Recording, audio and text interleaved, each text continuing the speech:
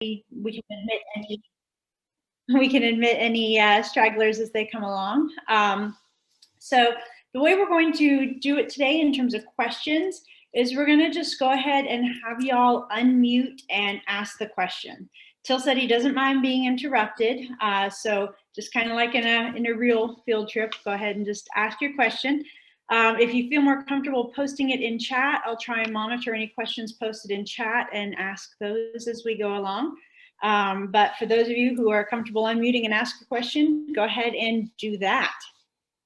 So now I'd like to introduce Till Hanebuth. He received his bachelor's at the University of Hamburg in Germany, his master's at Philipps University in Marburg, Germany, and his doctoral degree at Christian Albrechts University in Kiel, Germany. After graduate school, he served as a fellow for the Geological Survey of Japan, a visiting scientist at Woods Hole Oceanographic Institution, and in research and faculty positions at the University of Bremen in Bremen, Germany. Till is now an associate professor in the Department of Marine Sciences at Coastal Carolina University in Conway, South Carolina. At Coastal Carolina, he heads the Coastal Geosystems Research Lab, which focuses on a range of fundamental and applied projects, including sea level variability and coastal change, harbor silting issues, and heavy metal and microplastics contamination. His lab collaborates with colleagues in the Carolinas, Georgia, Massachusetts, California, Germany, Brazil, Argentina, and Uruguay.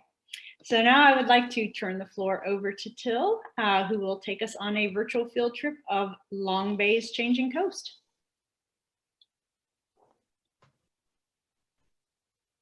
Yeah, good evening, everybody. Thank you so much, Heather, for the kind introduction. It's great to be here. It's a great honor to be here. And I was briefly thinking, maybe I'm even pleased that we have this field trip in a virtual way, because down here in South Carolina, it's really chilly at this time. So maybe we can enjoy to stay inside tonight. But I ask myself, you know, what makes it a field trip virtual in contrast to a scientific talk or a lecture or something like that? I mean, a field trip wants to have something, you know, I mean, it's a hands-on experience. At least I have something in my hand here, but it's very hard to share this. Virtually, of course, it's possible. So I really would like to encourage you, you know, whenever, you know, you have a comment or a question or something like that, I would love to come into, you know, have it more communicative, like a debate or something like that, than just, you know, my monotonous voice here for an hour or something like that. And I already appreciate, you know, our university turned online in March, and since then we are more or less, you know, working with Zoom every day. And usually the students are a little too shy to turn the camera on and are a little too shy to ask questions. So I very much count on you guys tonight. All right. So, interestingly, the last field trip down to the coast, to our wonderful, beautiful, scenic coast down here is about 10 years ago. At that time, it was Miles Hayes and his group, and Tim Canna and Jacqueline Michel leading a field trip down to Kiwa Island and Sullivan Island, so around Charleston. And they very much focused on coastal processes, coastal beach barrier islands, and this kind of stuff. So therefore, I was thinking, you know, what can I offer? What is a little bit different to what they did at that time? So I widened basically my target, my focus tonight for quite a bit. So it's not going to be really scientific, but more like hopefully like a field trip. So walking, you know, along the coastline from place to place, and you know, catching impressions and trying to link all the stuff we see together. So this is also, you know, my, well, next slide will show my outline, let's say, so that we're all on the same page. But of course, you know, I mean, being in the Appalachian Mountains, the Smokies, or the Cumberland Plateau, or the Piedmont, you will always find some outcrops. That is really cool, you know, for a geologist. Down here, I mean, you see how our world looks like. I mean, it's beautiful. I love it out there, but it's full of water. So the map here in the left upper corner, this is just a differentiation between land and water. And you see, you know, our coastal Carolina, I mean, 30% or so of the land surface is basically water surface. And of course, with rising tides and rising sea level and storm surges and river flooding, this can very much expand. But anyway, so yeah, it's very flat and it's full of water. We have some nice outcrops, indeed, but they are all in private hands, so usually operated by, you know, concrete factories or something like that, and they don't want to have us, you know, on their property. Or if they don't care anymore, they just stop the pumps and it's full of water again. So it's really hard to find good outcrops here. And of course, because it's flat, there are also no road cuts and this kind of stuff, which we can, you know, walk just along and look at it. So yeah, it's a little challenging to do geology down here. And also the basic idea is that the underlying geology is probably also, you know, not folded. There was no big collisions and crustal whatsoever activity, but probably everything is pretty flat. So even if you go down, probably you don't go far back in time. So this is the assumption, kind of. So I wanted to briefly tell you, you know, how we as coastal geologists approach the geology here, and then we can start. So if we are interested in the modern system, of course, the best way to do it and the easiest way is to install sensors. And some of my students are here tonight, which is great. And I very much appreciate that, because a lot of what I'm showing here basically were their projects and their jobs, and they're a great crowd. So you can see why the students like to work down here on the coastline, because we usually are boat-based. So whatever we are doing, you know, we take one of our boats, we have a nice fleet down here, and then we go out, and if it's about modern geology, so the sedimentation, dynamics, and this kind of stuff, we install sensors, water level loggers, turbidity sensors, whatsoever we want to learn. But because it's a wetland, it's a marshland, you do not often find, you know, hard structures where you can attach the monitors and the sensors. And this is basically what you see here. We take whatever we can get. So this might be a navigation mark here in Winya Bay, or sometimes the most stable post you can find is basically an old shipwreck or something like that. So you see a white pipe here. This is our water level logger.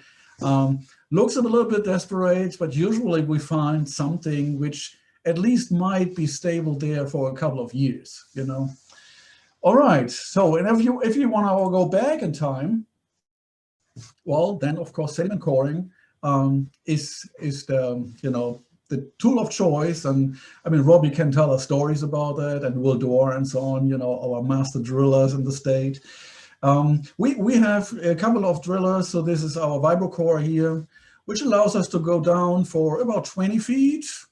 And as you see, if the water is not too high, we can even employ it outside of our boats, but in the water. So yeah, fortunately, the water in South Carolina usually is pretty warm. Otherwise, probably the students would not be so excited. So this is the way to get access to material. And then, of course, there is a wide range of geophysical methods. So seismic, acoustic methods. Here's the boat at the water. And then depending on what we want to know, we can either just scan the seafloor and get what we call a bathymetric map, or we can use, you know, seismic or sonar sources which penetrate into the seafloor, go down for a couple of meters or tens of feet or hundreds of feet, depending on the source and the system. And this provides us with a lot of information about the geological architecture, let's say. All right. Fortunately, nowadays, all these sensors, all these instruments, they're pretty small, you know, no comparison to how they looked like 20, 30 years ago. So this little sledge here, for instance, is a really nice tool. We call it CHIRP. So it's a tool which, allows us, a penetration below seafloor for a couple of meters, maybe 10, 20 meters, so 50 feet or something like that in good cases, great cases. So we can use this little sledge, inside our rivers and waterways and creeks and so on. So that's really useful to understand the underlying geology a little better. Okay, so these are our toys. And then, it's a fun fact. So since I'm from Coastal, our university is located somewhere here. So right in Conway, right behind Myrtle Beach. But the fun fact is that the main part of South Carolina is basically coastal plain. A little bit more than 50% is this coastal plain, which is of course a little bit more elevated inland and then really lowers down to the sea level further, closer to the coast.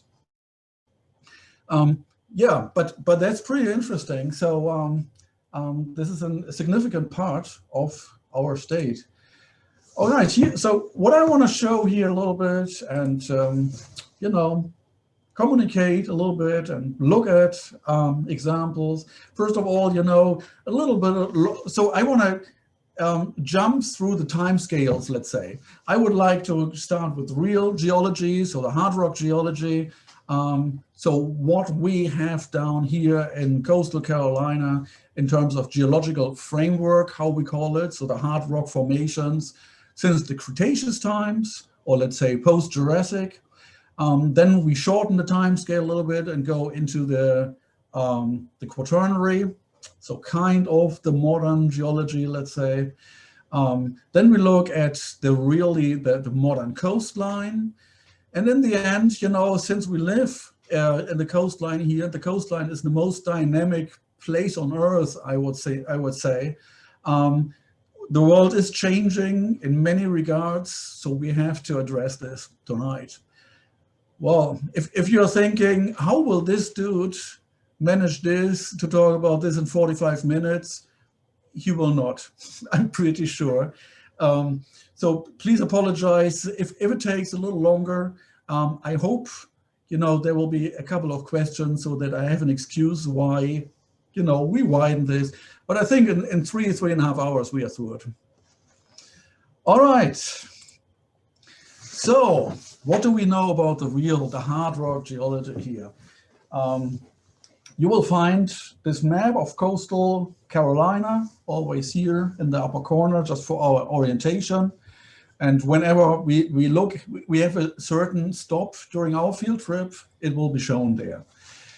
All right, so if we look at this map here from 2014, it's very simplified, but it shows the main units, let's say, the main geological units here in coastal Carolina, North Carolina, South Carolina. And what is obvious here in the center, the big green spot, this is the Cretaceous, which goes up to the upper Cretaceous, so the sandy limestone in our region here. But this comes very close to the surface, indeed. And then further to the northeast and southwest, we also have older and younger tertiary formations. So the older is the Paleogene, the younger is the Neogene. But it doesn't really look continuous at the surface here, but it's a little patchy.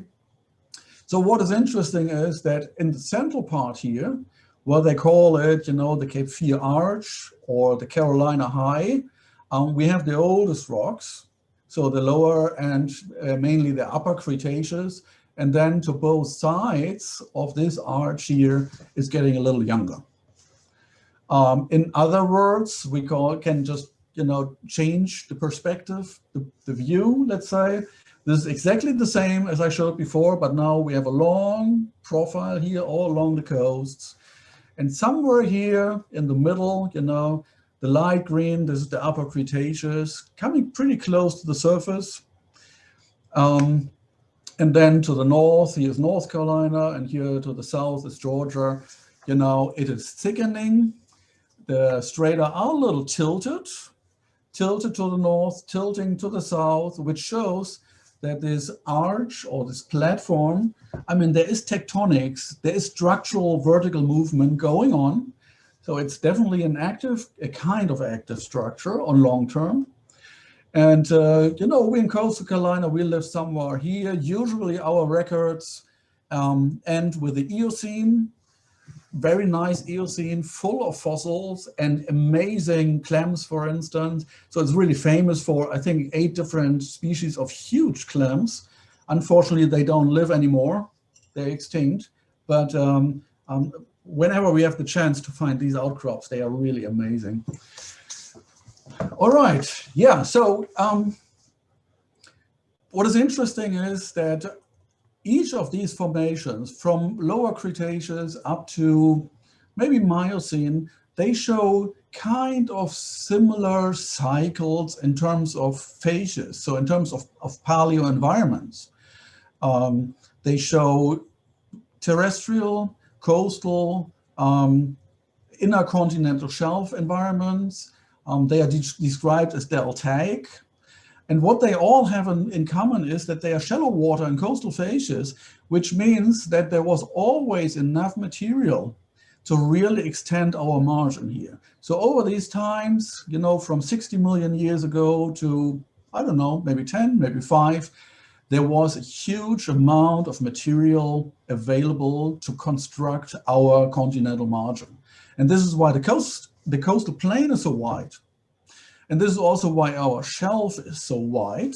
I mean, with, you know, 100, 150 kilometers, 120 kilometers, compared to other shelves, this is a really wide platform out there. Because at that time, and this is of course related to plate tectonics mainly, there was a lot of sediment coming down the rivers and really leading to major progradation of our margin. So why was it plate tectonics? Because the main source does not really exist anymore, but at that time, you know, it was at the time when the southern North Atlantic was after the rifting phase, it was really widening. And we had these very high and very steep Appalachian mountains. So there was a huge source of sediment, but you know, nowadays, I mean, compared to how they looked originally, it's hilarious how small they are, let's say.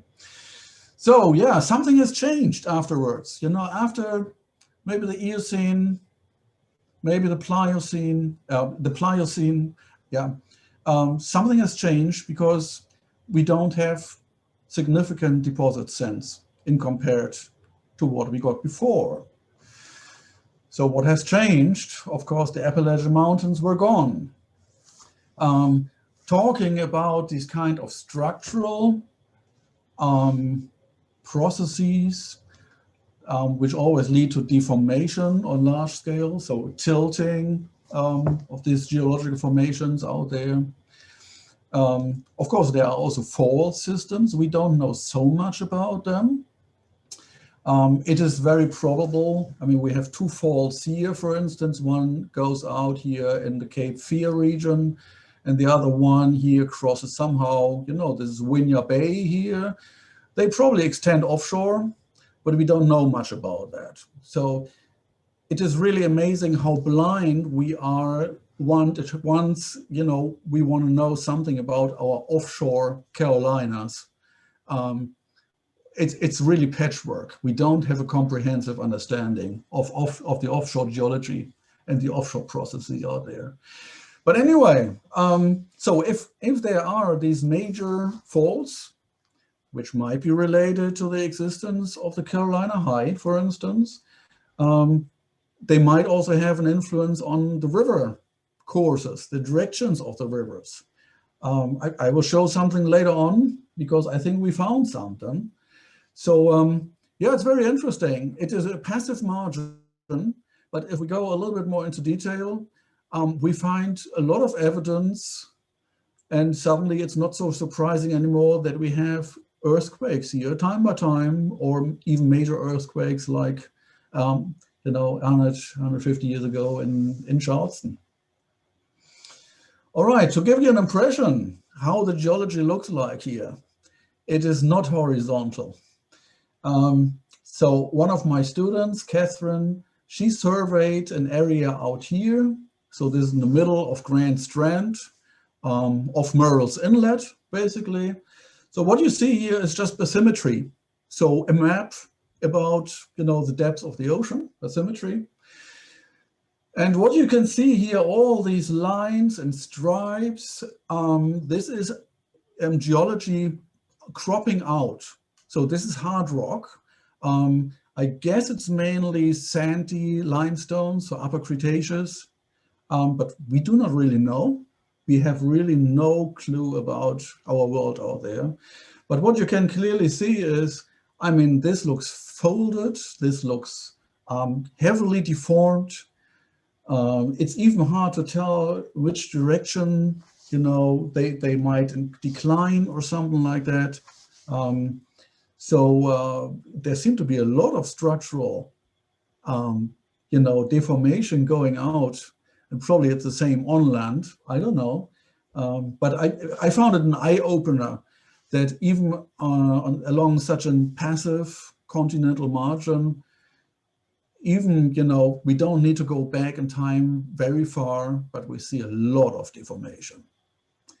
I can't tell you why, what's really going on there, but we are pretty sure it's related to this tectonic upward movement of the Cape Fear Arch or the Carolina High.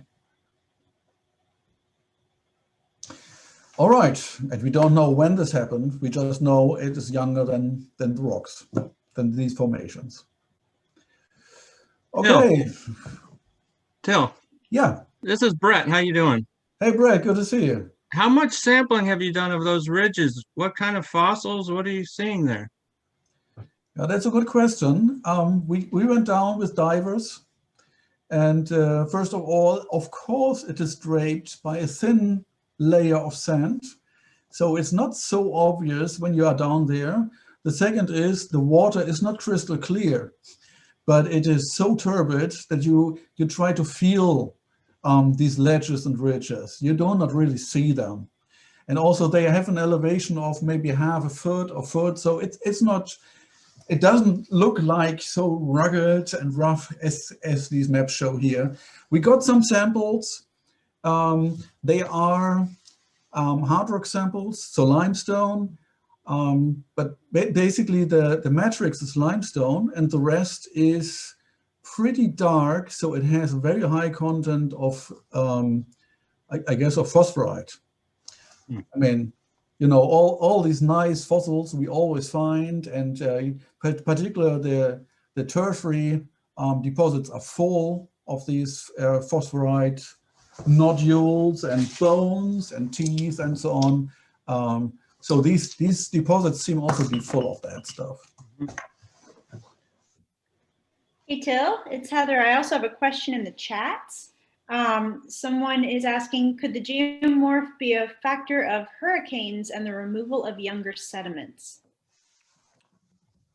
So we cannot avoid to talk about hurricanes tonight. This will come a little later.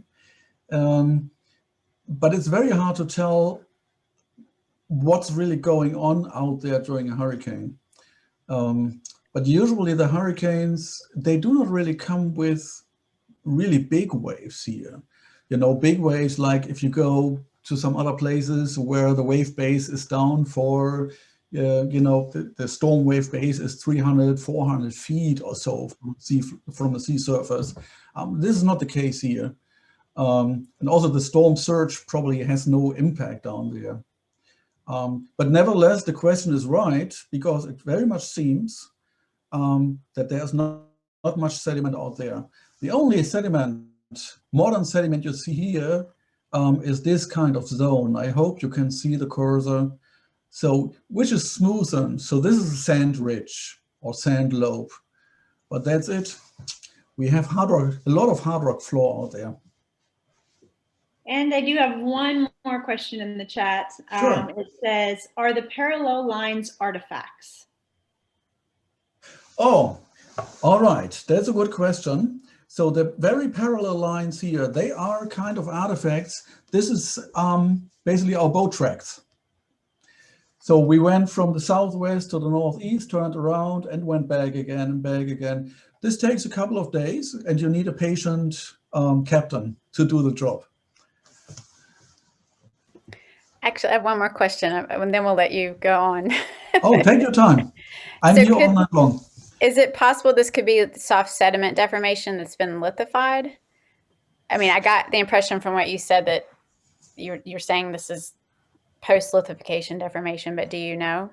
This is what we thought first, because we know there is groundwater, freshwater seepage out there, and there are good reasons to have a modern in situ, lithification or cementation processes out there. This is what we expected and what we wanted to find. But the composition of these rocks, of these ledges we see here, so the composition, the grains basically, is completely different than the modern sediments. So for instance, I said we find all these phosphorite nodules and so on there in small grains.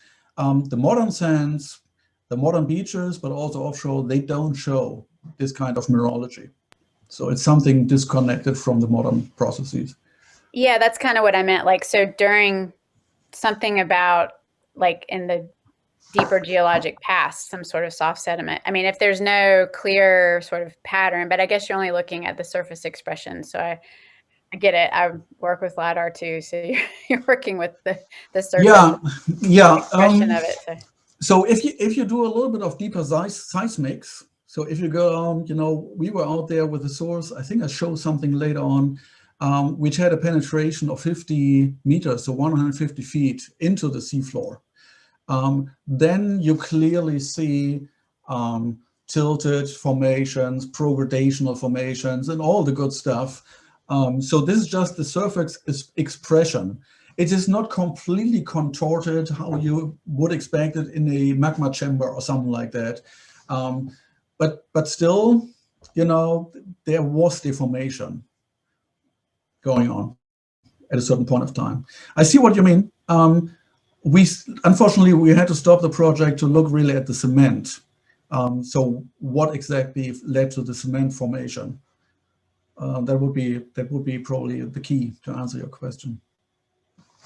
Thanks.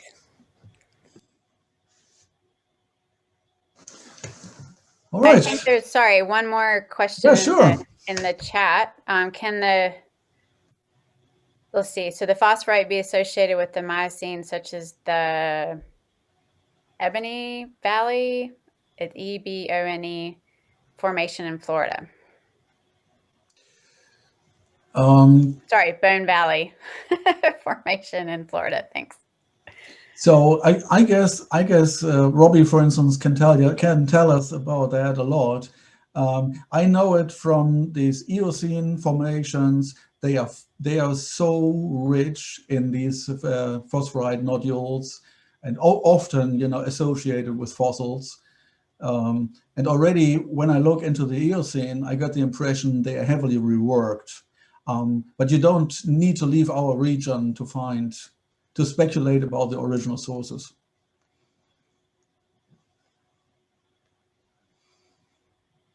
All right, cool. Very much appreciated. All right. So this was a little bit about the, what's usually called here the geological framework, which probably has kind of control over, how the shape of the coastline and the place where the rivers drain into the ocean. But we're not really sure about that, but probably there's this kind of controlling factor mechanism on there. All right, if you now go into the modern world, the Quaternary, it is interesting, it's highly variable, but it's not really surprising, let's say, what we find here. So this is a map here from Murrells Inlet with nice jetties out here. This is one of these many maps. Will Doer and his team with their 1,500 drillings in 10 years or something down here, the coastline. And Robbie, I find it amazing what you guys are doing down here. So what is shown here, is the modern world. So we have in brown here the barrier island. Behind the barrier island, well, there are the lagoons and the marshes. And then behind there, this is usually a little elevated, a little bit more sandy. This is usually what we call sand ridges. So there's a lot of sand in the system. The river here is the Walkermore. And you see, in these greenish, lightish, darker colors and so on, this is all the alluvial deposits. So the wetlands, basically. Yeah, and that's it. That's what we have here. So what is probably most interesting in terms of longer term coastal evolution, these are the beach ridges. And we have quite a number of systems out here. This photo here has not the right colors to illustrate the vegetation a little better. So these darkish, reddish colors here, you see the stripes, and sometimes they are bent, sometimes they are somewhat isolated. They can describe long extending zones. These are the beach ridges. Beach ridges are former coastlines. Former dune systems. So they are composed of sand and slightly elevated, and this is why we find pine forest there. As soon as it's too wet or too saline, the pine doesn't like it anymore. So all the red stuff over there, this is pine vegetation. All right, and then Will Dorr in his PhD, what he compiled was all the different beach ridges here in our coastal plain. And he found quite a lot, so several generations. This is shown here, they all have these formation names here. And what he found is, the further inland you go, the older they are. This is somehow straightforward thinking. So along the coastline, the yellow here, for instance, is the youngest of not the modern coastline, but the youngest of the beach ridge formations, which probably is already 120,000 years old or something like that. So yeah, so these are the remnants of former coastlines. Pretty cool stuff. And we have quite a number of them, eight in total. So what Will Dorr developed was a very interesting model, basically how our outer coastal plain has evolved over the past few million years, let's say, or at least a lot of hundreds of thousands of years. And this was his conceptual understanding, what he found there, associated with all these different old shoreline witnesses. So his model says, yeah, sorry. We have a question in the chat real fast before you get into the model. Are the Pleistocene ridges affected by the Carolina Arch? Oh, that is a cool question. That is a cool question for Will Dorr. I mean, he knows everything. I would say probably a little bit, but I don't know to what extent. Robbie, do you have an idea? Unfortunately, I don't. Will Dorr would be the person to go to, and I don't think he's here tonight. All right. I mean, what the map shows here is, unfortunately, it stops here at the North Carolina-South Carolina border, and I very much apologize about that. But the Carolina High is also a little bit further to the south, but you can see we still have them there. And that has a reason, because it seems that somehow, well, we'll see that this entire coast plain has uplifted a little bit in the past. Let me go further, and we can address this maybe again, but it's a good question. Because we don't have real numbers how active this uplifting arch is nowadays, I think. So the conceptual idea about the construction of the Pleistocene coastal plain is like shown here. So during a high sea level, and high sea level means significantly higher than today probably, even nowadays, but also in former times, we find this kind of coastal system here. So first of all, high sea level starts to carve into the existing land a little bit during the high stand. You know, it can be a little ledge. These beach ridges are not really impressive. When you start from Colombia and you go down the highways down to the coast, you see slightly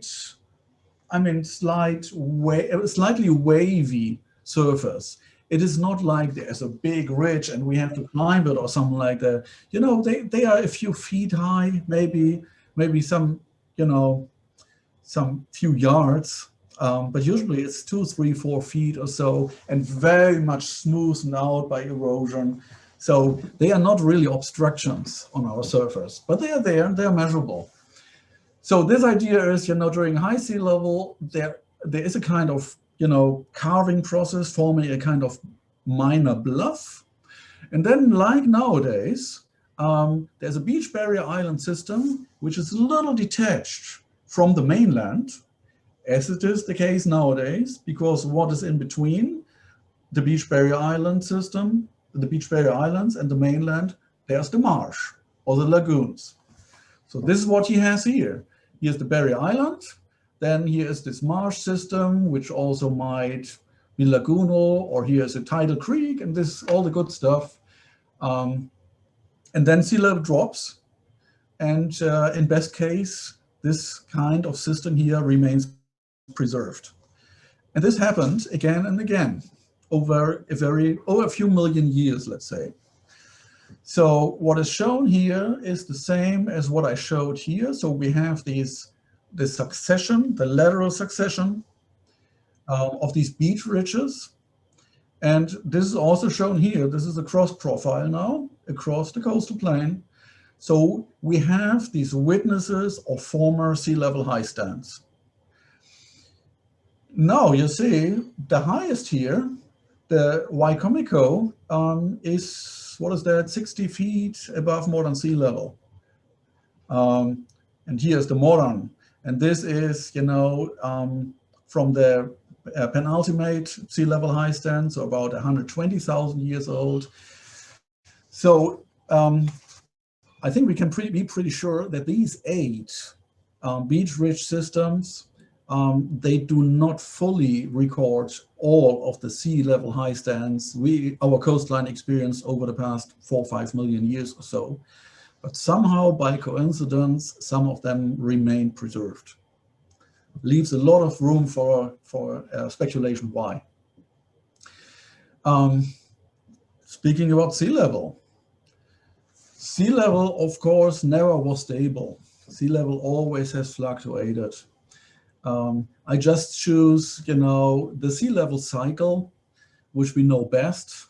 So the past 125,000 years. Just to provide you with a scale, you know, with what are the dimensions we are talking about. So this is the Holocene here. Modern sea level is 0, all right. This is the last glacier maximum, and sea level was significantly lower. So 20,000 years ago, last glacier maximum, well, it was, what is that, 350, 400 feet lower than today. We know this since a long time, but it has, of course, implications for our shoreline. All right, and then, you know, 120,000 years ago, this was the last warm period before the Holocene. It lasted for a few thousand years only. The high stand was probably a little higher than the modern sea level, maybe 2, 3, 4 meters. Well, and then what I always find amazing, since, you know, I originally came from marine geology, there was this long time when sea level was significantly lower than today. So this means that the coastline, well, I mean, where was it located at that time? Somewhere out on the shelf. So it means that one sea level cycle, at least for the past 500,000 years or so, one sea level cycle lasted for about 120,000 years. There were only, you know, maybe 10, 12,000 years when sea level was high. but there were 80, 90 or more thousand years when sea level was much lower. And our coastline, the coastline was somewhere in the middle shelf or even at the shelf edge during last glacial maximum. So that is pretty important if we are, if we want to understand something about coastline evolution. Well, we have to go out there and find any kind of records about paleo, about the time when sea level was low. All right, so high stands are very exceptional, and the fact that these are preserved on land, that is pretty rare. It's something really special here in South Carolina. There are not many places in the world really showing such a nice succession of past sea level high stands. All right, so if this is what we know about the Quaternary, how thick is the Quaternary? And I mentioned at the beginning, in the Quaternary, there was not much sediment anymore supplied to the ocean. But for the maintenance of a healthy coastline, of course, you want to have a kind of continuous sediment supply. So this is a map. It looks a little bit complicated, but it's not really. Just let's look at the terrestrial part, so the land side here. And just two colors are of importance. So we have the brownish colors and the bluish colors. And the brownish colors, this is a Quaternary, including the uppermost tertiary, so the Neogen, is pretty thin. So, 10 meters, so 30 feet for a time of several million of years, that is not much. That's a thin cover. But then we have these bluish structures here, which are basically filled channels. And here, the deposition or the deposits, the thickness can be significantly higher. So here we can go down to 60, 70, 80 feet or so of sediment fill inside these old river systems. But in general, the rock is pretty close to the surface. This is not what people in Grand Strand, Myrtle Beach really want to hear, that whenever, we lose a little bit of sand, which always happens during a hurricane, you go out there and you find these rocks on the beach, not only because of the big waves, which brought it in, but also you find it cropping out there. So it's amazing that major parts of Myrtle Beach, the thickness of the sand is maybe 3-4 feet. And that's not much for a paradise, where you want to spend your vacation. And we will see what they have to do to maintain the paradise later on. All right. So we find, as I said, these hard rocks all over the place. This is an example, again, one of our bathymetry here. The student who produced it also here tonight, JT, that's great to know. So this is a little stretch of the Santee River, which drains into the Santee Delta down here, which seems to be the only ocean-facing delta along the East Coast in general. But so this is the river course here. Here it goes downstream. Of course, there are strong currents, and because there's the bend, this means that the highest velocity is here on the outer part. And so this is the bathymetry. You see some nice sediment waves migrating here through the system, this kind of stuff. You also see the sediment waves here. This is now in acoustic profile. Penetration, you can see here, is a few yards, if you want so maybe 10, 15 feet at most. And here, this is the deepest part. The blue part here is the deepest part. And we are already down at the hard rock there. So we dredged a little bit and we got these pebbles and boulders up there. That is very important if you want to construct a bridge or if you want to construct a dock or something like that. You exactly need to know how the subbottom looks like. And this hard rock here, what we have in 10 meters or so depth, 30 feet. It's not always consolidated. Often it's still pretty sandy and loose or weathered. So sometimes it's a great foundation, and sometimes, you know, you need to drill deeper to anchor your buildings. So that's pretty interesting. All right, yeah, and because it's often not really consolidated, and also can be kind of easily eroded, and this is why we find these kind of rounded pebbles all over the place. And please don't be shy to interrupt me and ask questions anytime. You're very welcome. Okay, so since I'm also a marine geologist, this is how it looks like out there on the continental shelf. And that's really, that is something which is really amazing. This is a map, which is basically modeled by NOAA. NOAA is very interested in hard rock out there, because hard rock ecologically is a wonderful habitat, you know, for all the sessile organisms, and then of course the fish. Hard rock is really a valuable, they call it essential habitat. But if you look here, the blue colors, this is you know, a thin sediment cover. All the warm colors is hard rock. So the inner shelf, what we know, about 50% is hard rock, 50% is sand. That is not much sand. It's mainly hard rock. And then middle shelf and outer shelf, you know, old formations are really exposed there. And this is why people talk about a starved system.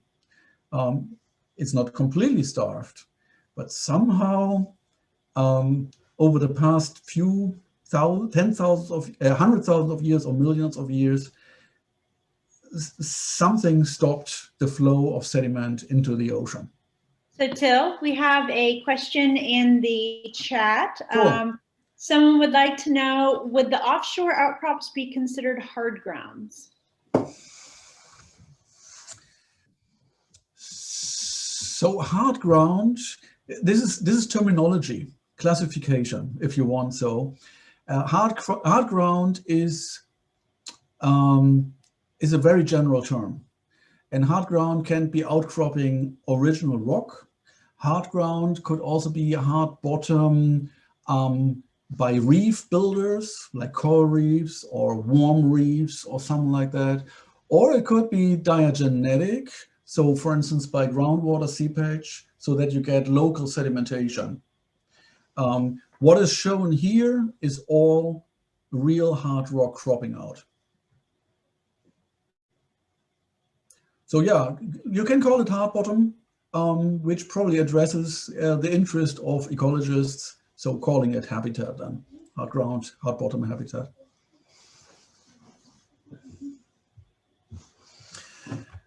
All right, so I mentioned it, a starved system.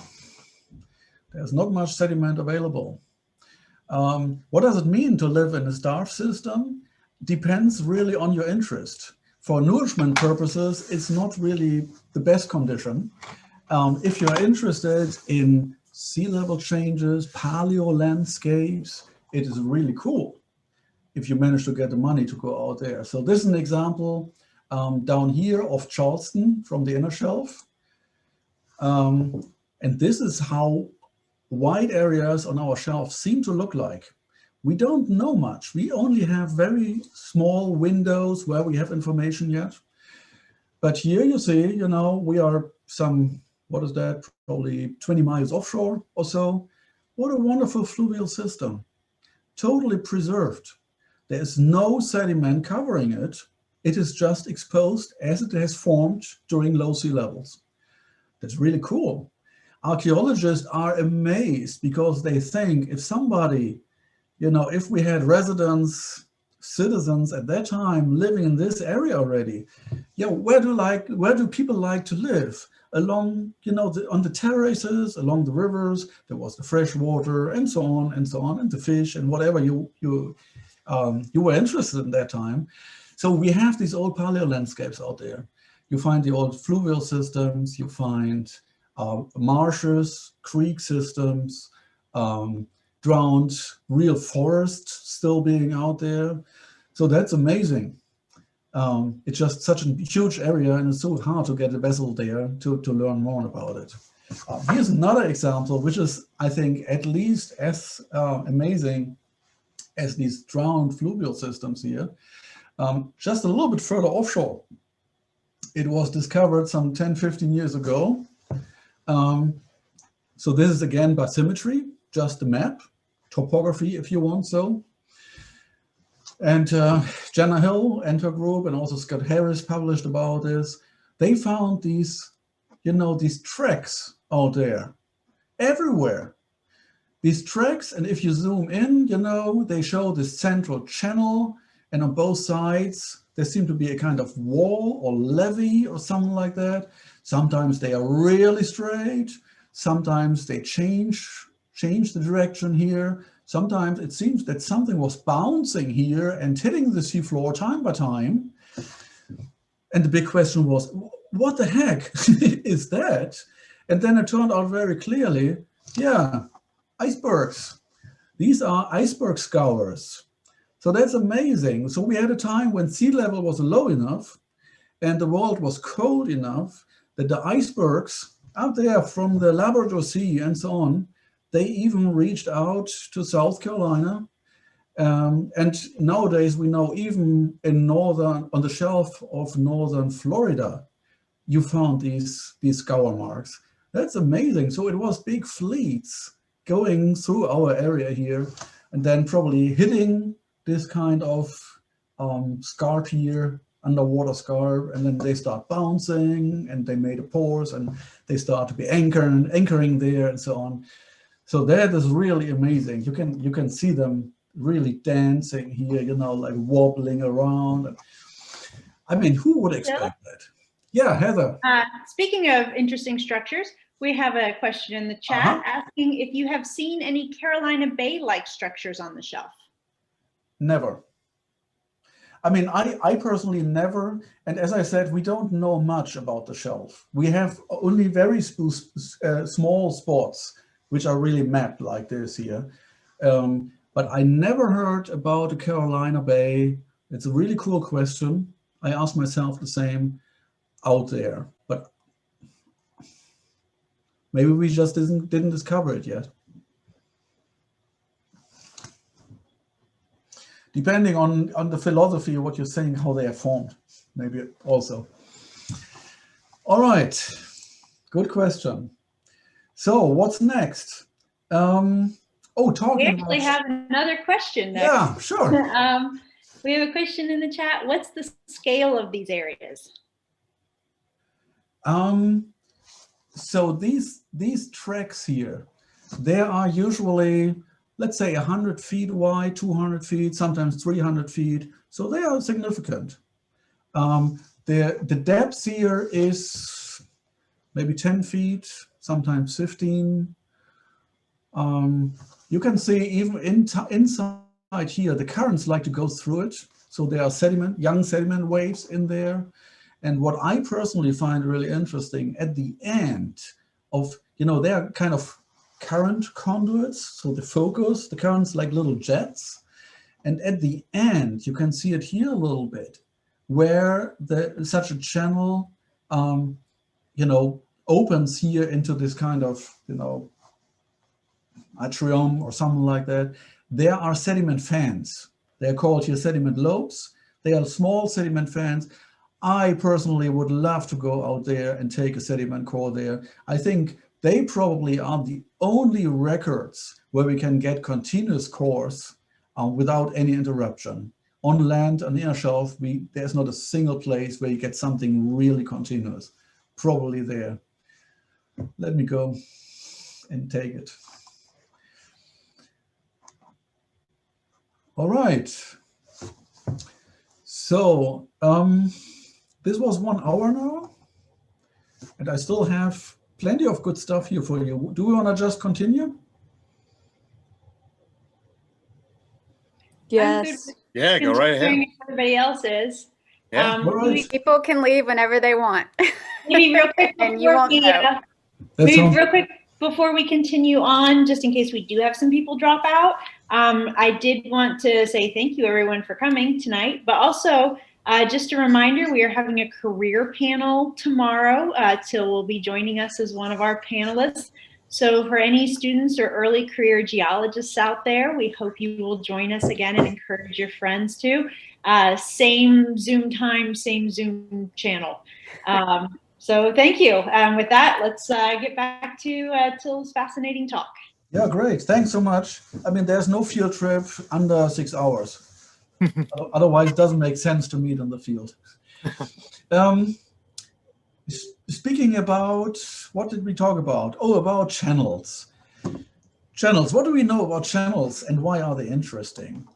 This is a profile which was compiled by my former PhD student, Josh Long, a wonderful stratigrapher. So he looked at all 400 drilled core logs on land, which are available and all somehow publicly accessible. So this is a profile here from the Santee River, slightly north of the Santee River, and then down to, what is that? Maybe Francis Marion Forest or something like that. So here's north, here's south, and he just looked at these core logs and try to puzzle them together. What Will and Robbie do all day long, basically, and over decades. So what do we see here? Well, the green stuff at the bottom, this is again the limestone hard rock. Okay, so we have a basement, which is great for quaternary geologists at least. And then, you know, we often have in orange here, gravelly phases and then sand slightly fining up. All these cores show the sands and these gravels and sands. This is channel fill material. So it's usually terrestrial, and just whenever a part of a river gets abandoned, you know, it can silt up very quickly, or sand up in this case. Okay, so what was interesting here is, you know, here's one location where this, you know, there's a channel much deeper than in the surrounding areas here. And we are talking about, you know, something like 60 feet, 20 meters, 60 feet. And the surroundings here are, no, I'm a little bit misled. No, this is even 90 feet here. And the surroundings here, this is maybe 50, 60 feet. So there's a substantial depression. And we find a similar thing here. This is the modern Santee River Valley. So we also, you know, have this one core here, which is really long, again, like 90 feet or something like that. So yeah, these are old channels. These are old river remnants. And what we found really interesting is, first of all, that we have two in close proximity. And the second is that you can see here, the valley where the modern Santee is located, it is very asymmetric. So it has the southern, so here to the left, the southern, you know, basin floor, or valley floor, which is really tilting towards the north. And then suddenly this jump up again, and this is 25 meters, so 75 feet or something like that. So it's very clear that we're talking about something tectonic here.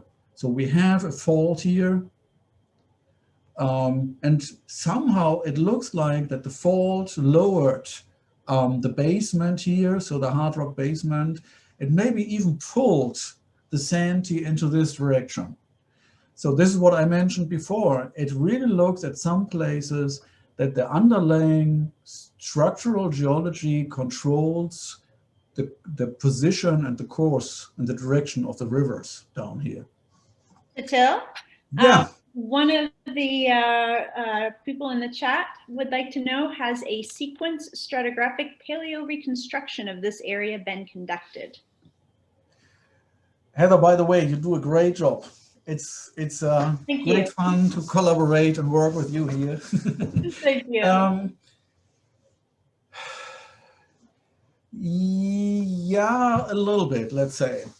So there were attempts to put this into a real stratigraphic concept, but I don't know if I can say so much about this.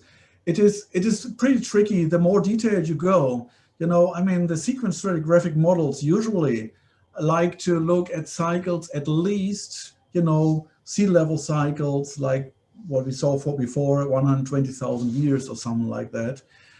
If you go into real detail and to local variability stratigraphically, sedimentary phases and so on, it is not so easy anymore. And also, I think what we see here, and I have another slide later on in 1.5 hours or so, that often these surfaces here, they are, we call it amalgamated.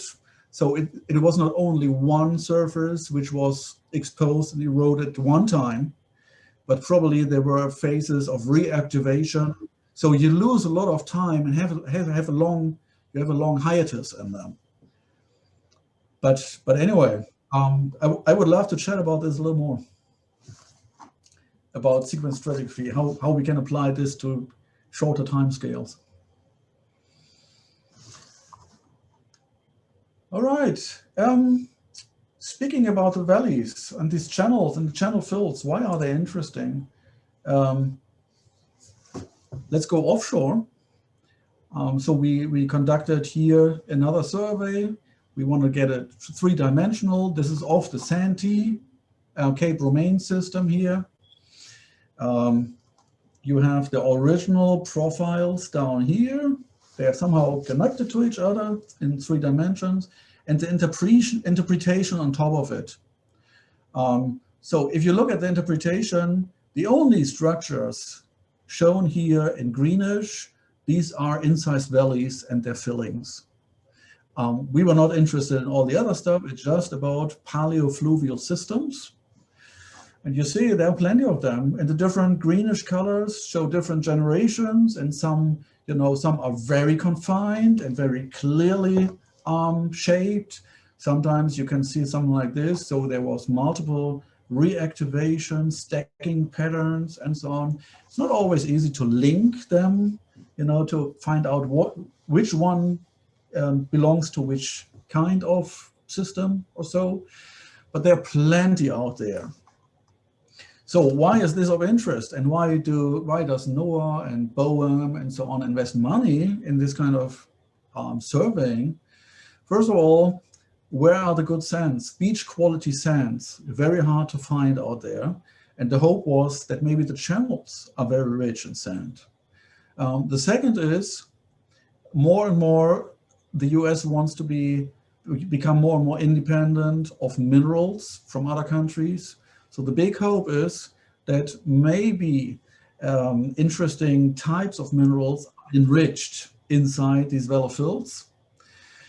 And the third is, well, if they are sandy, probably the groundwater goes out there and go, you know, somehow, you know, wells up then on the inner shelf or middle shelf. And time by time in Grand Strand, we have almost anoxic conditions. Just for a few hours, it suddenly happens and the water has no oxygen anymore. And, you know, you find 10,000s of fish on the beach then, and we still do not really know why, but probably it's related to the groundwater here. Because the groundwater comes from the coastal lowlands, and the coastal lowlands are swampy, and because of the high organic content, there is no oxygen anymore. So, you know, somehow everything is connected here, and we do not really know how and why. If we drill a sediment core, these incised valley fills, so the sedimentary succession inside the valleys and the channels is very heterogeneous. It's not just sand or just beach sand. We find the finest stuff. We find tidal deposits. Here you find, this one here, for instance, a nice tidal deposit. We find open ocean deposits with bioturbation, coarse-grained, fine-grained soils, a lot of soils. So they have a long, long history. Very diverse, but we can learn a lot if we are able to date them. So this is one core here, 2 meters long, so 6 feet, already 40,000 years old or more. Yeah, so we have the full range of coastal and terrestrial and shallow water marine environments there, and also long hiatuses, so they are not continuous, but they are the only records we have, because the surroundings have such a thin sediment cover that we can't learn so much about the past. But here we have a kind of extended archive. So that's pretty interesting to work on these channels, though they have so many hiatuses and interruptions and, you know, unconformities. So we do have a question in the chat. Can the ancestral Santee River be traced or detected towards Cape Romaine? I have prepared a slide on this, which comes now. Yeah, looking into the future. Congratulations, cool. Yeah, so this is the map Josh Long has developed based on all the onshore core logs and some information offshore. I mean, there's a lot of seismic lines out there. So he looked into all the stuff, and this is the result. So it really looks like, based on sediment cores, it looks like that there's a paleo valley going out here, not really through Cape Romaine, but more Bulls Bay. And I always ask myself, what is Bulls Bay? You know, why do we have this little fancy bay here, which is so unusual? Maybe it's even linked to that. So definitely there is a major valley here, and then the younger Santee Valley, which of course is connected to Santee Delta here. We do not really know when this has switched, but we know, as I showed before, we have this fault line here. So our idea is that maybe, you know, this fault line was active and somehow has changed the gradient towards the north, and then the fluvial system had to follow. If we go further offshore, we find plenty of these, somehow smaller valleys and channels. And don't ask me why, but it's really hard to connect them to the onshore part. Of course, they were connected at a certain point of time. We don't know how old the valleys are, the channels are. We know how old the fill is, but we don't know how old the channel itself, so the erosional part of it is. So this is what we know, and it leaves room for speculation. All right. So, and now I would like to shift to the modern system.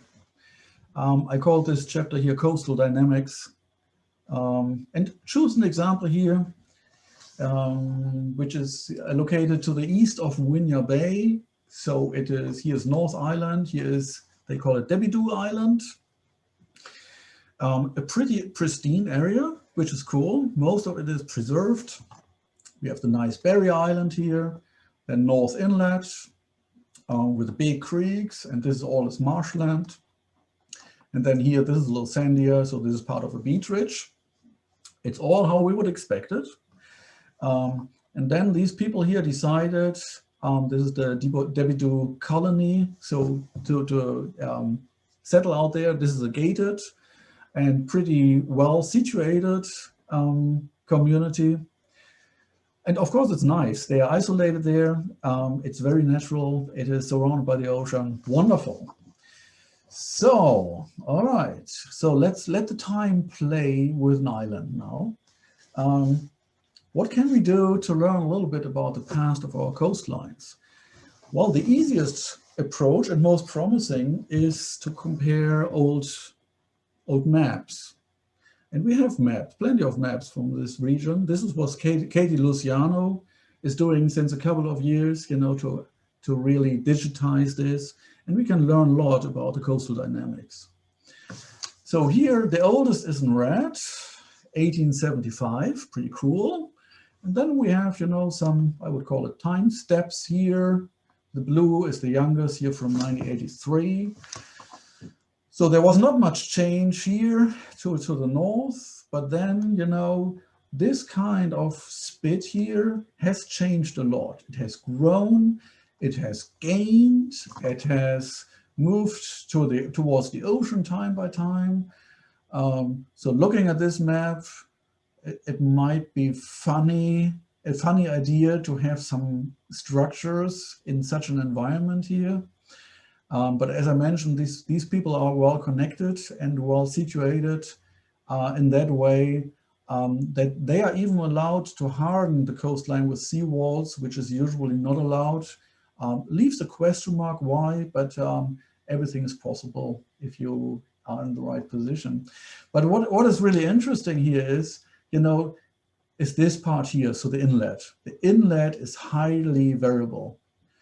So we had the time when it was, so the oldest coastline here, the spit went only down to here to the south, and then we had a big opening here. And then in the meantime, the modern inlet opened here, and we had a kind of transitional phase with a little island here, and then the entire system later on switched to the south and formed the modern inlet.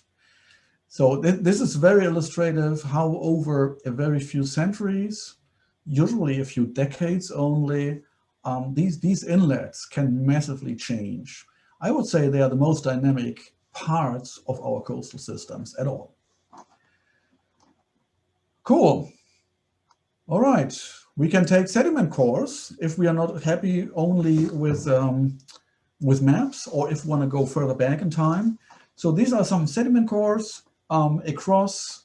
So here's the ocean to the right, a few sediment cores.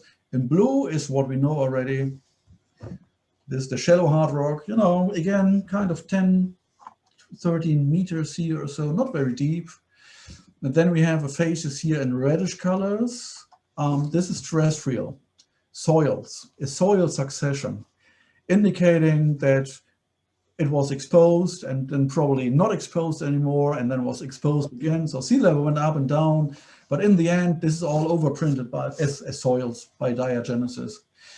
Then in gray here, we have the estuarine deposits. So this is the marshes, if you want so. And what is interesting is in yellow, this is the sand. And what we can see here is that the sand, here's the lowest part of the sand, has migrated backward. And usually the base of the sand is some 6,000 years. So when sea level approached the modern level. And then these coastlines or these barrier islands like to move a little backward. If we know this and we want to build our houses there, is this dramatic or is it not? What does it mean about, for preservation of our coastline? How can we interpret this kind of backstepping, upward stepping of the beach sands and the dune sands? Well, good question. And this brings us to the big question. When we look at coastlines, do we see the result of a long-term process, so over centuries, or do we see the result of events, high energy, hurricane impacts, or something like that? What do we see there? Short-term high impact result, or something which goes into an equilibrium over long times? It's always a big open question. Let me show you something. And this is about the events. I'm very much a favor for the events. A year after I came here, we got Hurricane Matthew. It was my first hurricane in life. In Central Europe, we don't have these kind of forces. I was very much looking forward for it in my very naive scientific way. And a few hours later, my front yard, 1 year after I arrived here, my front yard looked like this. And I think I learned to have respect, very impressive. And then, of course, as you all know, Hurricane Irma, and then next year, Hurricane Florence and Dorian. We had interesting 5 years. This year, not to forget, Hurricane Isaias.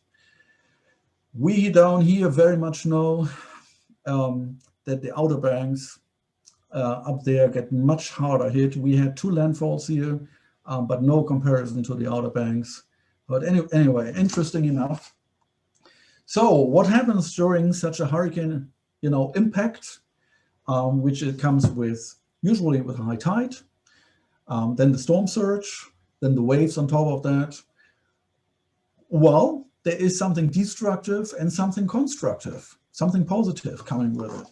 So this was Hurricane Isaias this summer, the outer part of Winya Bay, and the outer part here of Wadey's Island, right to the north. And you can see, yeah, I mean, the coastline got eroded here, so we lost a little bit of dunes, and then we have this debris line here, which is very characteristic. Basically, this was the second. The third one is on top of the dunes here. So there's a lot of erosion going on. And this is the time when the inlets like to switch suddenly. But what is more important, and I think somehow constructive, is the breaching and the overwash of dunes.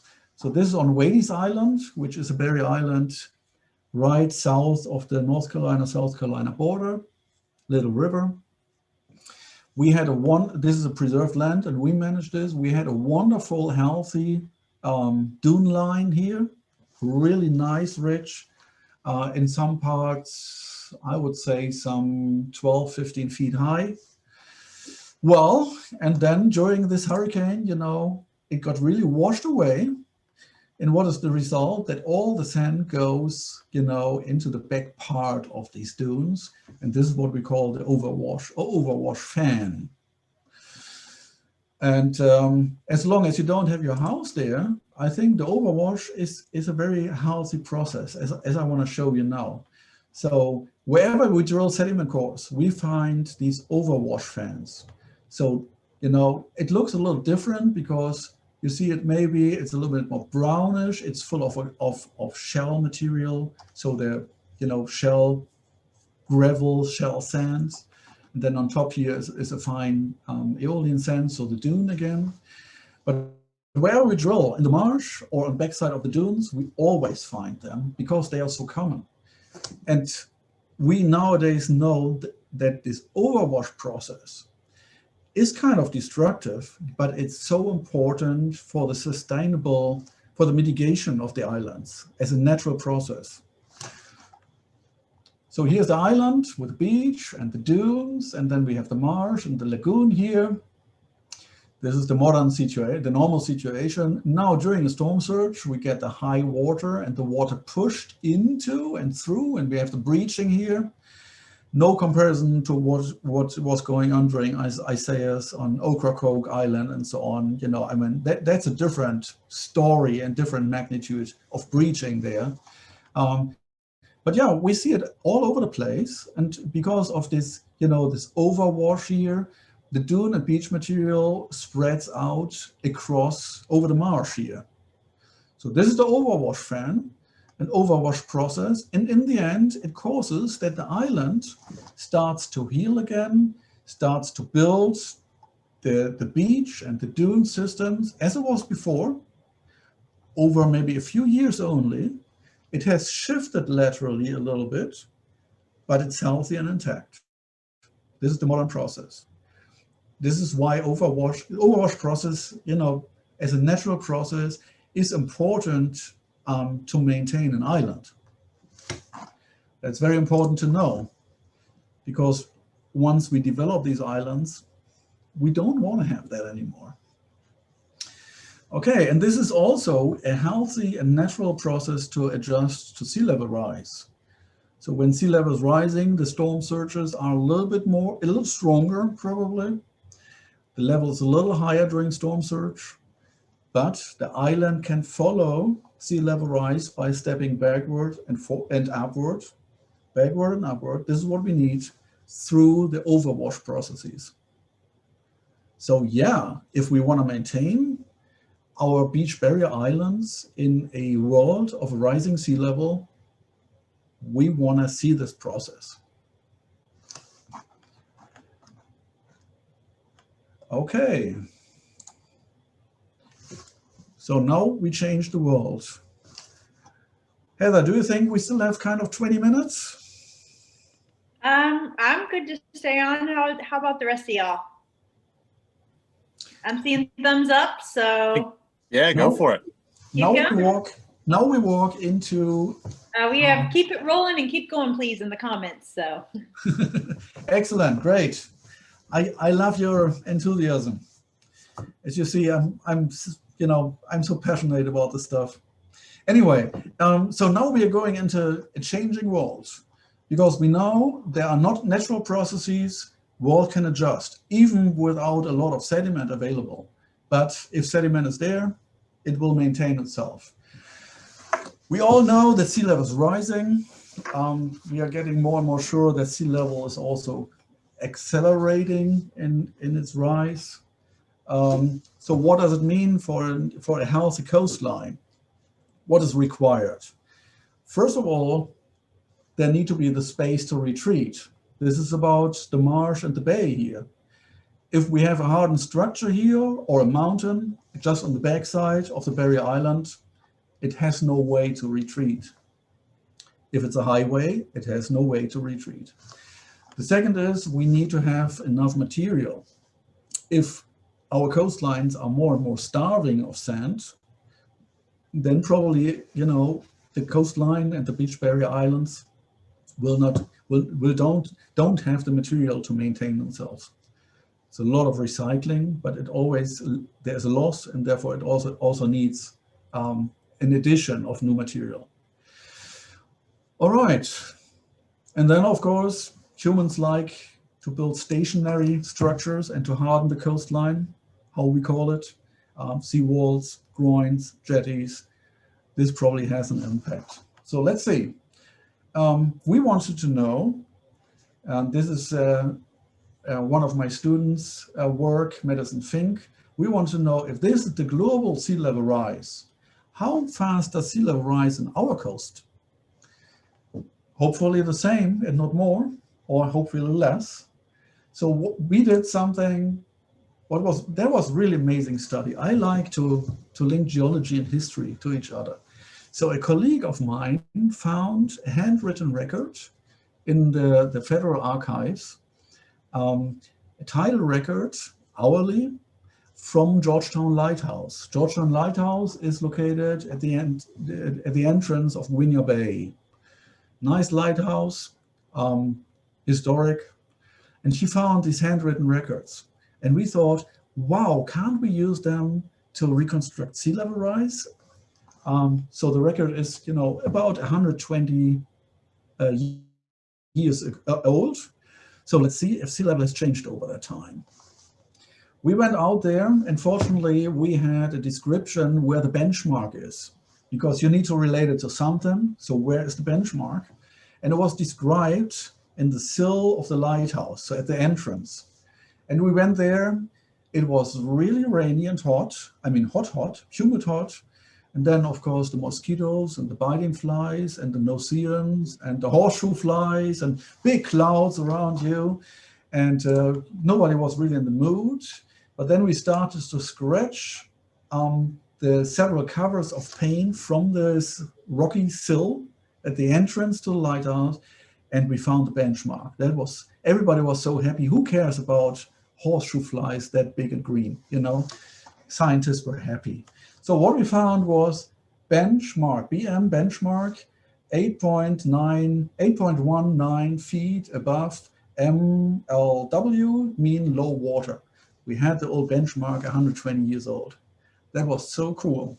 Next step, we installed an own water level logger there related to the same benchmark. So we had 2 years now, last 2 years, and we had 5 years, 120 years old. Same benchmark. So here's the sea level rise. These are the old 5 years, different colors, different years. The range here is the tides, so we take the average. Here's the years, and here's the water level in meters. These are our 3 years of our own water level logger related to the same benchmark. What did we find? Over the past 120 years, sea level rose in Georgetown by about 21 inches. That's a lot for a coastal lowland. For a city of Georgetown with a drainage system built 1900, when sea level was 21 inches lower, That is really significant.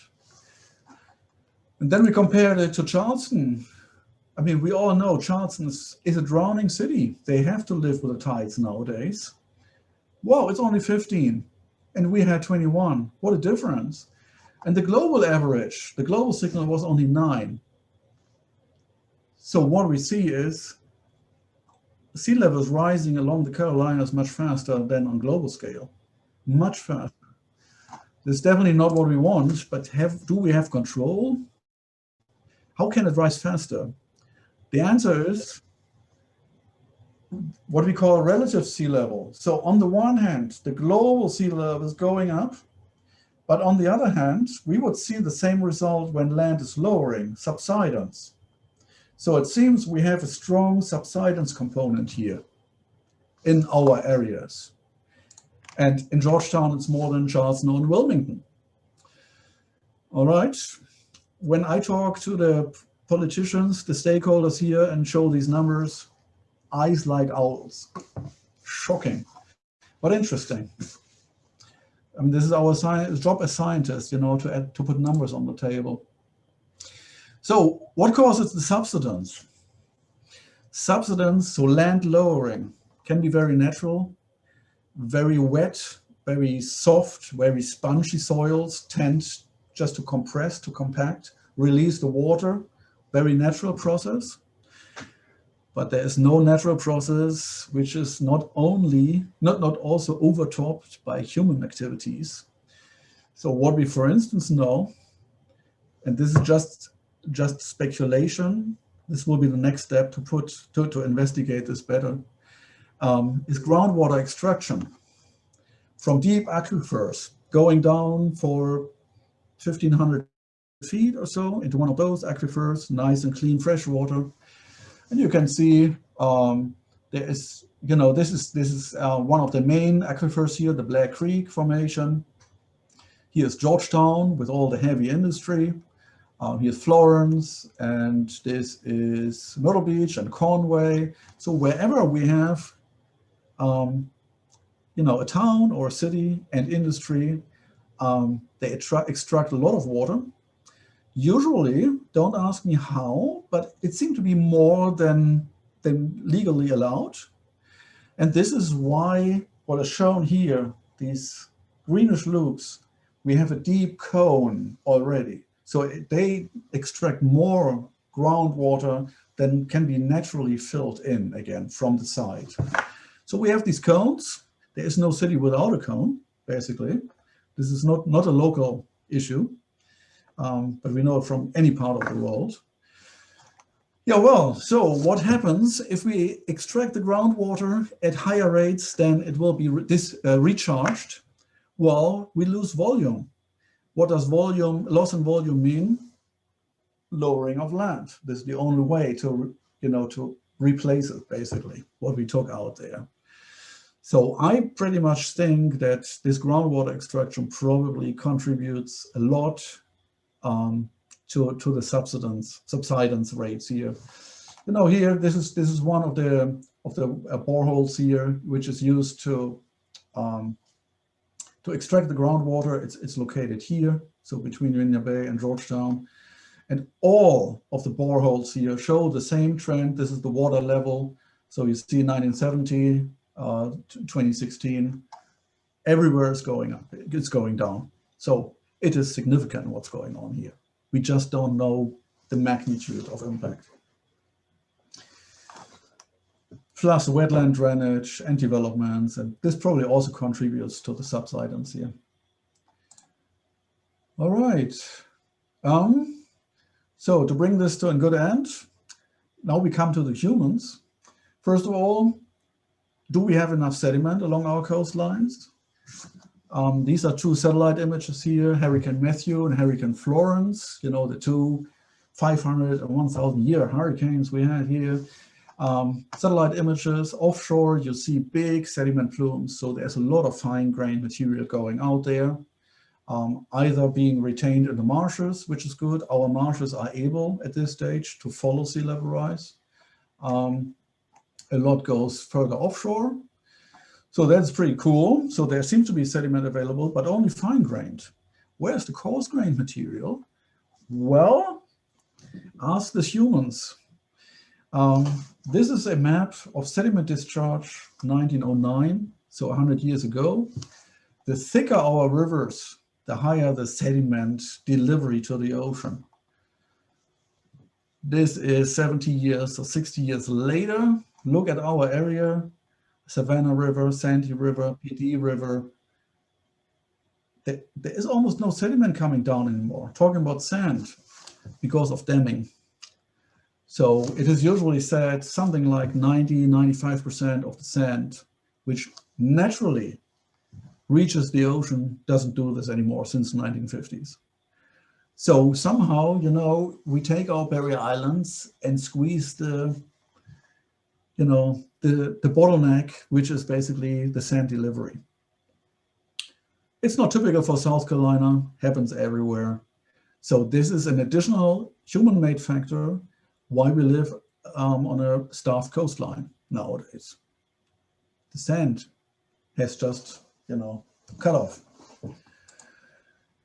All right, and now the last slides. I go through it quickly because we all are humans. We know what's going on. People like to live on the coastline. Oh yeah, here South Carolina is nationwide leader, bringing new people since 10, 20 years to our coastline, our coastal environments. So there's a lot of human pressure. And this human pressure, you all know what I show here, these kind of ugly, plastic, new neighborhoods, which spread out. First, they really clear cut the surface. They put the dirt into the swamps, make it dry land, and they spread out. Here's the Walkermore with its wetlands. And, you know, it is like really going into it. We lose so much wetlands down here.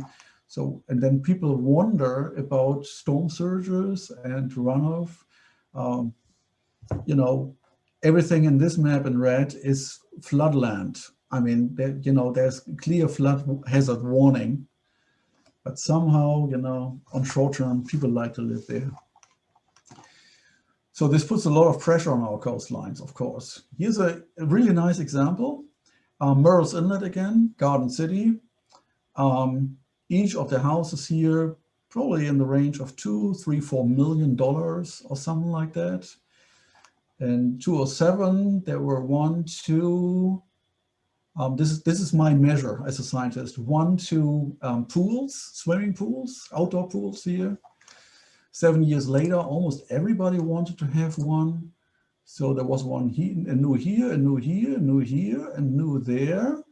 And then Hurricane Matthew came, and you can't see any here anymore. They are not gone, but just filled up with sand. So what is the lesson learned? That within 2 years, they lost about 50 yards of backyard here. Well, the lesson learned was, first of all, get the sand out of my pool. Second, I also want to have a pool. So it just, there's no learning process, which is really amazing for me as a geologist. And since then, it got hit by 2 more or 3 more storm surges. So they have their pool on the beach now. This is from North Carolina. You guys up there started with this kind of dramatic coastal impacts. We are following now. We are close to what you're experiencing since a couple of years. What is going on here? As a geologist, I would say the nature desperately tries to form a new overwash fan. It wants this overwash fan. It wants to help the island to keep up with sea level rise. But we describe it in a different way, of course. You know, it's highly destructive for us. So last slide before I lose my voice. And I apologize for this lengthy kind of field trip. But at the end of the field trip, we are always tired and everybody's thirsty and wants a beer, isn't it? So what is the response? We try to maintain the coastline by ourselves. Our area here, very famous, you know, for beach nourishment. Where does the sand come from? From the shelf. This is why our beaches don't look white anymore, but they are grayish now and have a lot of fossils you've never seen before on our beaches. So what a desperate attempt, and how expensive this is, but this is the common solution at this stage. Beach nourishment, usually every 10 years. At this stage, every year, Myrtle Beach, $20 million every year, because every year there was a hurricane. So I want to leave you with this question here. What are our choices? Usually we prefer the responsive, I mean the response to a situation by coastal hardening or any other short-term solutions, which on long-term will not make so much sense. Thanks so much. Thank you, Till. I think we've all really enjoyed your talk. So CGS folks, do you have any questions for Till? You can put them in the chat or you can unmute and ask them yourself.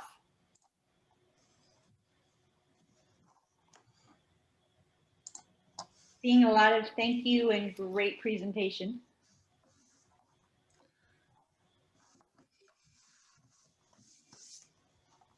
Okay, Yeah, I mean, I haven't seen any questions posted. I mean, you folks impressed me. Usually, you know, my students after 45 minutes. So I'm pretty glad about your, I mean, to see, you know, your stamina. I got one, Phil. Do people still use glauconite sands and for dating? Bill Harris used to do something like that here at UNCW.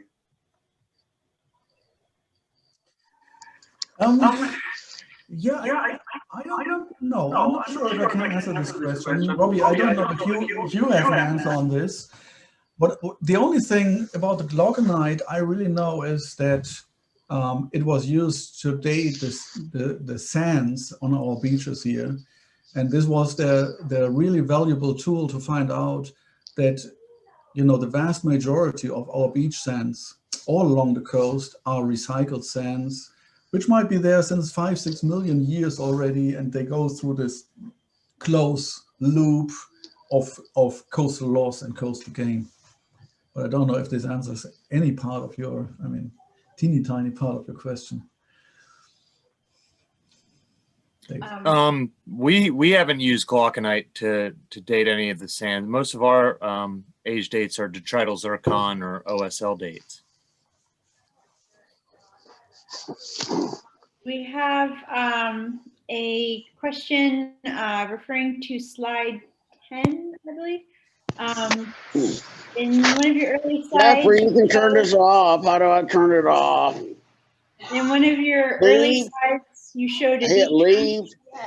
Where did it go? Yeah, you can click leave.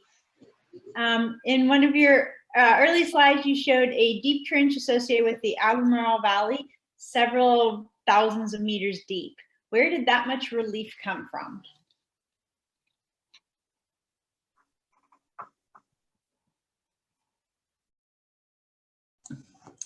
So please forgive me that I'm not a structural geologist, just two.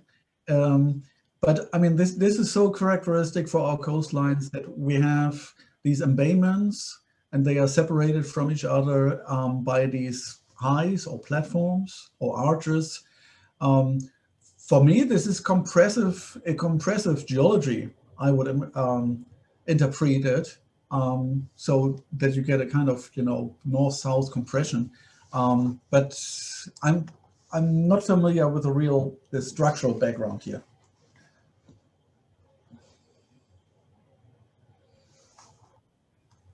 We do have a comment from someone that says Cape Hatteras area, 10,000 feet of sediment plus or minus. So I'm not sure if that plays into the answer to the question. Okay, any more questions for Till?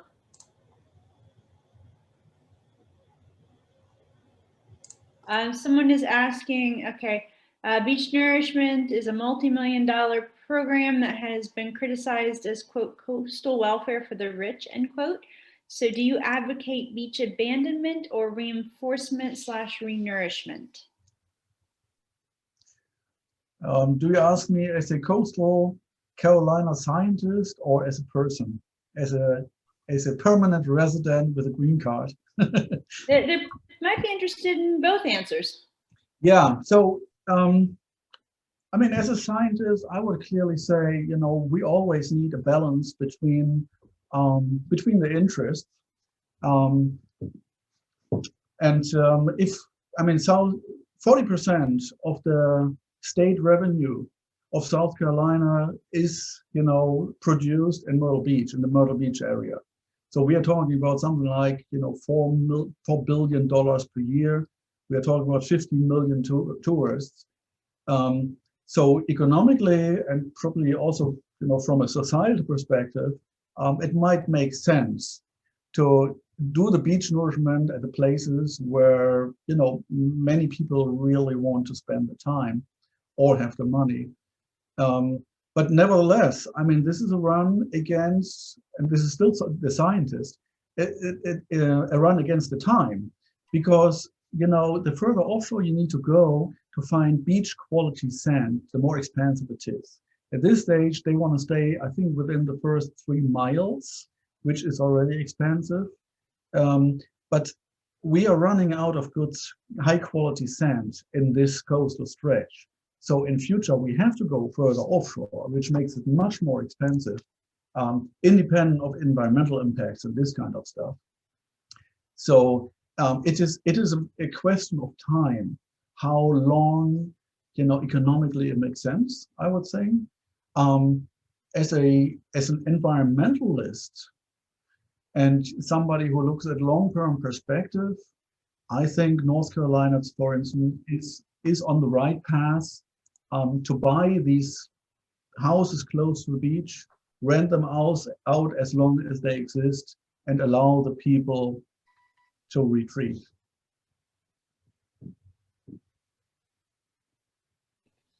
Thank you, Till. Does anybody have any more questions?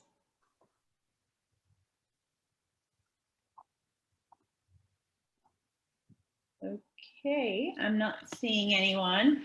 So thank you again to Till. We really appreciate this. And lots of people have been thanking you and saying what a wonderful talk you did in the comments. I know it's been rough that we haven't been able to have our regular field trip this year, and I really hope that this is kind of helping bring everyone together for a little geology until we can all be back and sampling wine for our next trip. So once again, just a reminder for any students / early career geologists that are still on, we do have our careers panel tomorrow to answer your question about various career paths that you might be interested in. Robbie, Cheryl, Tyler, before we close, do you all have any comments to add?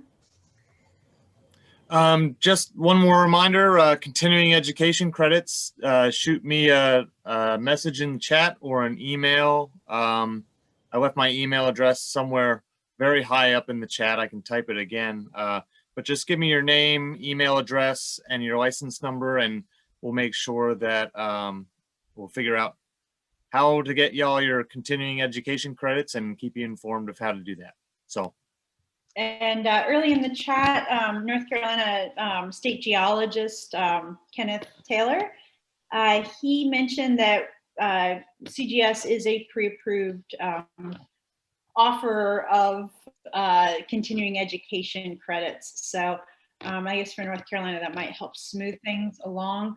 But any questions you could probably have address the board. I don't know if Kenneth is still on or not. If he is, he might be able to address any questions from North Carolina folks as well. So Hannah, what that means for North Carolina is that you don't. Sorry, what, Tyler? You don't need an approval code. For people that want to use this for North Carolina, there is no approval code because we are a pre-approved organization. So if you think you're going to need an approval code, the answer to that is no for North Carolina. Okay, thank you, Tyler. Yep. So I would like to thank you for the opportunity to talk a little bit about my field here. I thank you very much, everybody of you, for your interest and for your patience. If some of you are around here, around Coastal Carolina, just give me a call or an email. If you're interested to join me in the field or have a little private, visiting trip or something like that. Robbie and I were talking about this, but not into depth, just as a very, superficial idea.